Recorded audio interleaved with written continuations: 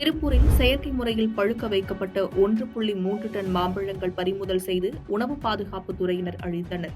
திருப்பூர் மாவட்ட உணவு பாதுகாப்புத்துறை நியமன அதிகாரி விஜயலலிதாம்பிகை தலைமையில் அதிகாரிகள் தென்னம்பாளையம் சந்தையில் உள்ள கடைகளில் ஆய்வு செய்தனர்.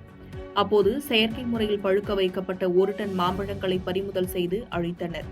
மேலும் இதுபோன்ற மாம்பழங்களை விற்பனை செய்தால் கடும் நடவடிக்கை மேற்கொள்ளப்படும் என எச்சரிக்கை விடுத்தனர். செயற்கை முறையில் பழுக்க வைக்கப்பட்ட மாம்பழங்கள் தொடர்பாக 102 கடைகளில் ஆய்வு செய்து 12 கடைகளில் விதிமீறல்கள் கண்டறியப்பட்டது. செயற்கை முறையில் பழுக்க வைக்கப்பட்ட 300 கிலோ மாம்பழங்கள் பறிமுதல் செய்து அழிக்கப்பட்டன. இதற்கு முன்பாக திருப்பூரில் 2.5 டன் மாம்பழங்கள் அழிக்கப்பட்டன.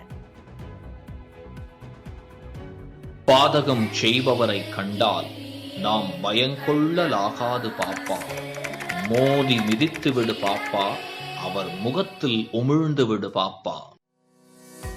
அண்மை செய்திகளை உடனுக்குடன் தெரிந்து கொள்ள இணைந்திருங்கள் இயம்நாடு